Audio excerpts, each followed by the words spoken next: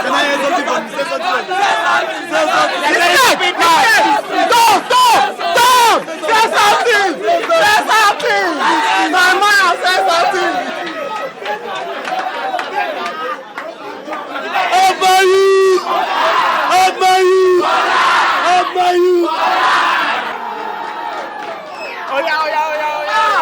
Oh God! I'm so very happy! Oh God! About you to today, so I just saw me ask that guy league today. Not that I didn't realize I don't be happy. Oh God!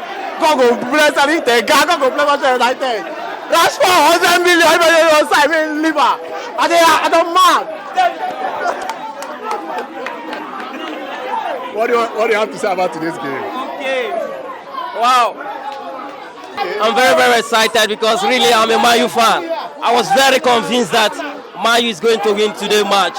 I can even show you my ticket in my pocket. So I'm very grateful. I'm proud of what ETH is doing in Manchester United precisely. He's really turning the team around. So thank you. So what particular thing do you think he did today? Yes, he corrected the goal scoring error because the first half we have a lot of chances, we could not convert it. But the second half, coming into the second half, Man City they took their own opportunity and they did it. But bringing in Garnacho was the difference he makes in the match. Yes, that's spectacular thing. Bringing in Garnacho, that was what killed the match. Going forward, are you convinced that you guys will make it to the Champions League next season? Yes, with this effort, if we play like this, if you persist, show this commitment, I think it's very possible Man U is going to the Champions League. Thank you very much. Thank you.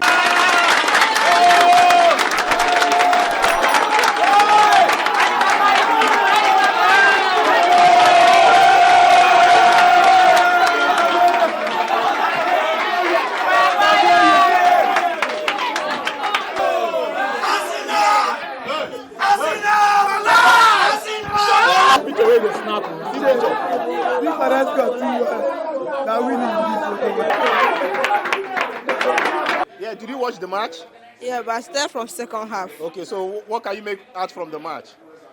When Grealish scored the goal, in my mind I thought that Man U could actually make something out of this match. And I also thought that Haaland was going to make a goal this match, but he didn't. Then when Rashford and Bruno Fernandes scored, I was very happy, and it was like, for me, this is the first time for me to see that Man U has won Man City. Okay, boy. What's your name and how do you feel today? My name is Nobu, and also my name is Nobu, and also on my mind told me that Man City will win, because I know that from the start Man City is a great team, but Man is also great, but they are not as Man City as great. And also I thought that Haaland will score. Say the 9 minutes with his long leg. I thought that he would score, but he didn't score after everything. Okay. So what can you make about today's game?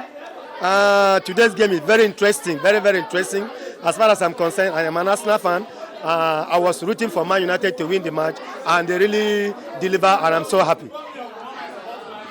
So going forward, don't you think Man City, they have that squad, they have that depth, that they just have this league? What do you make out of it? Yes, but despite losing to Manchester United, Man City is a very strong side, no doubt about that. It's a very strong side, but today just wasn't their day. So what special thing do you think Manchester United did today? In fact, the special thing they did was the coach tried, the tactical changes paid off. I'm mad today. Will die. So what happened today, technically from Manchester United? Technically, Manchester United played very well. We didn't expect Manchester United to win the match. For me, I didn't expect them to win the match after the first half. After some chances missed by Manchester United. And with the injury of Rashford, and Anthony Martial just came back from injury. So coupled with the injuries, I didn't expect them to win the match because even the second half was sloppy. But at the end of the day, after a technical changes by our coach, we were able to conquer, to win the match. Okay, so at the time that Jack Grealish scored that first goal, how did you feel? I felt bad because I knew that Manchester United, Man City will win the match. That's what I thought after that injury, of that first half injury.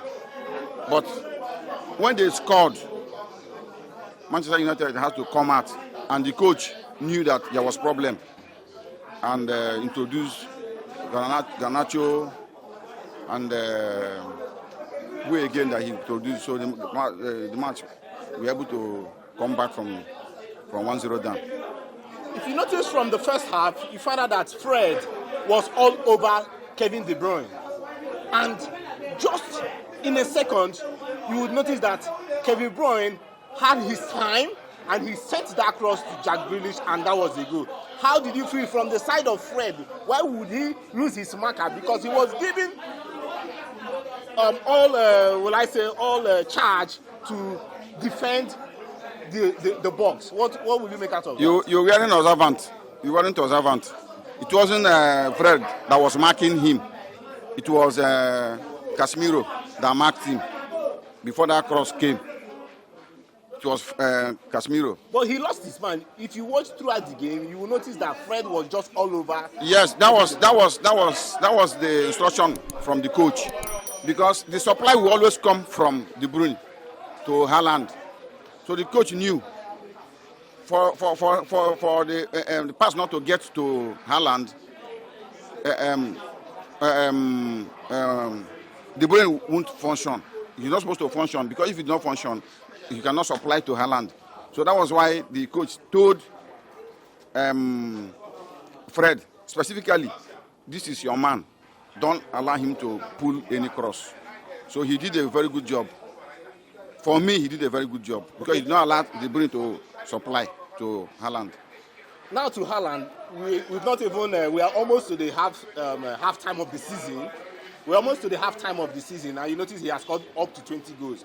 But just recently, you find out that it's like the Premier League players now know his way, his tactics, and he's unable to score for some time. What can you make out of that? He's on 21 goals, not 20. Yeah, but, over 20 goals. Yes, but meanwhile, the Premiership, Premiership is a tactical league. The coaches, the players, when they bring in a new coach, a new player from any other league, the English league will have the intensity is there. It's a fast league. They have the strength, but as soon as they bring in another player from another league, what they do is just to study that player first. But in the part of Haaland, his problem, until he changes that pattern now, he stands always wanting the ball, always waiting for the ball to come. He doesn't, as an attacker, he doesn't come inside or drop to collect the ball. Somebody like Aguero, somebody like Rooney, somebody like Ronaldo, Messi. When it's tough, you see them drop in, collect the ball, go. But he was always standing. He plays like Lukaku. You stand for somebody to give you. When the supply is not there, you are worthless. You are useless. So that is what the Premiership, they've seen that pattern. They've known him.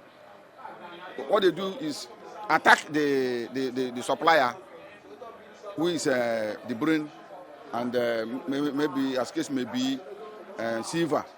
Mark them out, and Haaland is useless. That is what happened today. Thank you very, very, very much for this analysis. See you more, sir. Thank you. Thank you. Well, this match is very, very nice.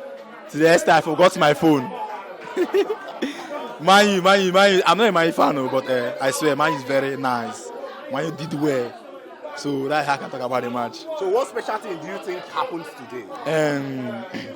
At least the way the match started the first time, it was not the future like the ending of the match. So Man U really worked hard and then did very nice. And the players, for them. So going forward, between Manchester City, Arsenal, and Man U, who do you think might take the? No, Arsenal. Like I told you earlier, I'm not a Man U fan. I'm a Chelsea fan, no matter what. But this time around, Arsenal get them.